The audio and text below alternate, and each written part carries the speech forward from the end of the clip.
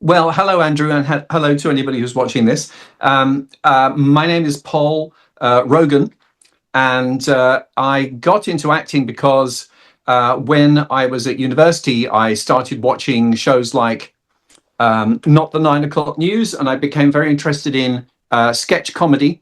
And I started writing and performing sketches at my college, which was King's College London at the time. And I got really into comedy at that point. One of my colleagues doing shows with me at that point was a very young Mr. Rory Bremner. And we did all of these shows, and then I discovered a theatre company that I could go and work with once I left college, the Lost Theatre Company in Fulham, where I kind of got my training, and then subsequently discovered improvisational comedy at the Comedy Store in London, and started performing on the comedy circuit, doing stand-up comedy and a double act called the Sean Connery Brotherhood, which was very fun to do. And then my girlfriend at the time wrote a musical called Seats in All Parts, which was a very funny musical about a kind of like a pre-war, a small picture house cinema, and I was the evil baddie owner of the cinema, or manager of the cinema, and I was secretly a fascist in league with the Germans. And in the audience one night was a casting director called Corinne Rodriguez. And bless her heart, she saw me in that and subsequently invited me to do to come in and be seen for this show, and also subsequently for an episode of The Knock. So that's the little trajectory of how I ended up being in London's Burning and then The Knock. So thank you, Corinne.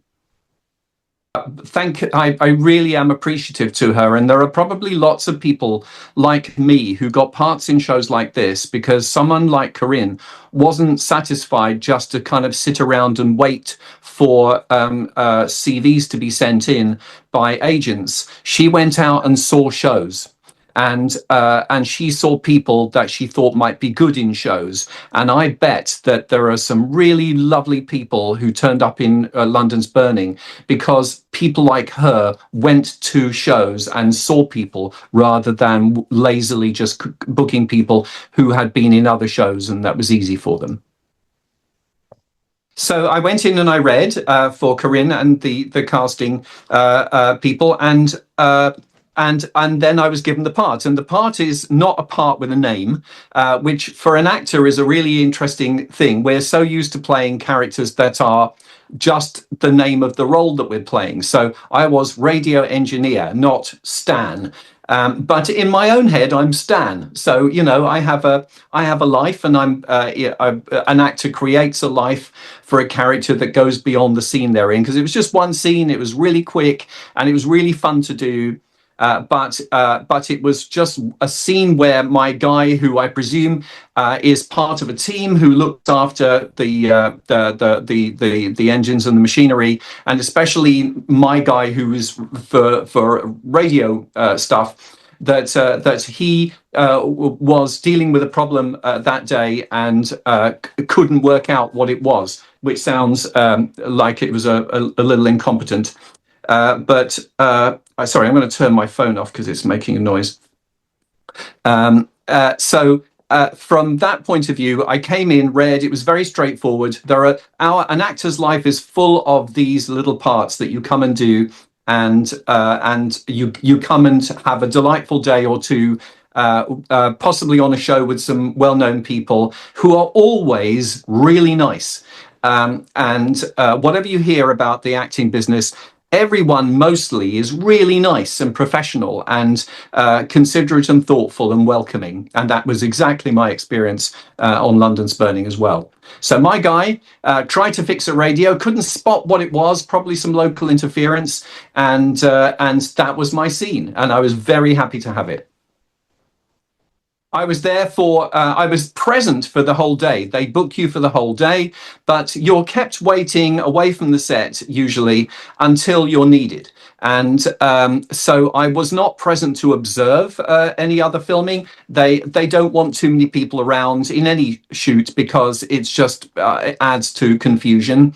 Sometimes you want to be on the location that you're in just to make sure that you look professional with what you're doing. So, for example, on this occasion, I had to jump out of a cab of a fire truck, and I went there a little early just to make sure that I could do that without falling over and or making it look as if I did it every day of my life quite consistently and regularly. So, in fact, there was another show I did called Castle. I live in America now, and I did a show called Castle where I also played an audio engineer, and I had a whole audio board that I had to play with, and I went to that set also early so that I could play with all of the controls and make it seem like I knew exactly what I was doing. And in this case as well, I didn't have to do too much, so I just got in and out of the cab really quickly just to make sure it looked correct and accurate. As I mentioned earlier, everyone was really, really, really friendly and professional. But in these situations, you meet people just before you're going to work with them. You walk through the scene 2 or 3 times. There's not much time to be wasted. The budgets are very tight on a show like this. So I was introduced to everybody. Everyone was super friendly and nice, and I had my main dialogue was with the one actor, but the other actors were all tucked in behind, making a really nice picture. And when I saw it afterwards, I was really impressed by how much focus the other actors gave me. I'm always interested in this as a performer. When you get well-known series regulars in a show, and they are much, much, much more famous than the person they're doing the scene with, and yet they're always really engaged with that actor who may be there for just that one day, and they give them focus and attention. And this is what that crew did for me on that day. The scene I was in, I'm walking with one character, the other characters are tucked in behind, and everyone is paying full attention to my character's lines, which is always a delight when you know that you're working with kind and thoughtful professionals who are giving you their full attention in the moment. I don't know those two gentlemen, though. Jerry Mill directed so much, and again, you don't meet you don't meet the writer at all usually, and the director you might meet just for a quick hello, a quick explanation of what the scene is. Then they disappear behind what they call over here in America the video village. Which is the cameras and the production people who need to be where they watch from. So I didn't really get much interaction with the director or the writers, I'm afraid to say. I would love to have a fantastic anecdote about that, but I don't, I'm afraid. Well, Jack Rosenthal, I grew up watching his brilliant work. This is you find yourself part of the great tradition of British TV drama. Jack Rosenthal is a huge name in that. And yet, despite that, you're in on the day dealing with one little moment in a show. So you have to forget about the context and just kind of focus down on what it is you have to do for the day. It's always a pleasure. I've had the great pleasure since I moved to America of appearing in lots and lots of shows, and sometimes you're working with very, very famous people indeed. And sometimes you're working in a show that has a great tradition and a huge viewership. And every single time you have to push all that aside and just concentrate on the moment you're living and the character you're playing and the character you're interacting with. I don't really particularly have other strong memories of the day. I remember very clearly the moment of jumping of the actual filming moment. It's helped that I'm able to watch it and be reminded of it. I wish I had like glasses which recorded my whole life at that time. That would be very interesting. but it was a while ago, and usually the time that you spend on a shoot like this, they put you in a room or a wagon, and you just wait and wait and wait and wait and read your script and make sure you know your lines, and then you're brought out into the bright lights and you do your thing, and it's all done. So I don't particularly have other memories from that occasion. Having said that, I don't have memories, a great deal of memories of a great deal of my life. It's all been a big blur. And my wife, who remembers things far more accurately than I do, if she'd been there, she could have answered this a great deal better than me.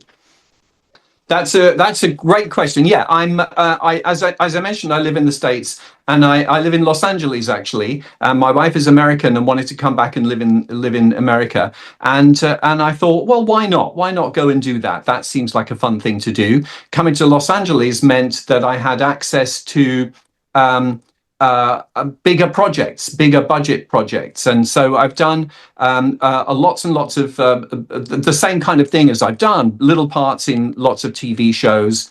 Like Grace and Frankie and Castle, I mentioned, Timeless, lots and lots of shows which people may have seen over time. I've also over the course, and I still do all this now. So I have a tiny part in a film that's coming out quite soon called The Prince, and also lots and lots of commercials. I've always done TV commercials and did even when I lived in England, and also since I moved here. So in fact, people may remember a couple of ones that I've done.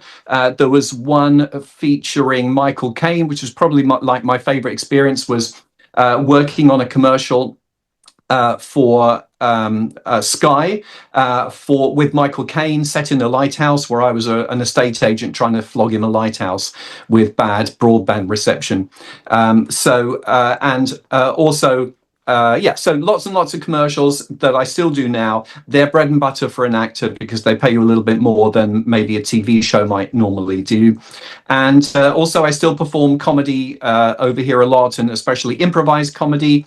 I have shows that I create and perform in, which are full-length improvised comedy plays in the styles of famous writers like Jane Austen and Charles Dickens, that kind of thing. So I've been lucky enough to find myself a community of performers over here in Los Angeles, and where the weather is always nice and it's always sunny. And yet I've been here 20 years, and as you can hear, I still have my South London accent fully intact. My pleasure, and what a treat to meet you and to share your enthusiasm and passion for the show.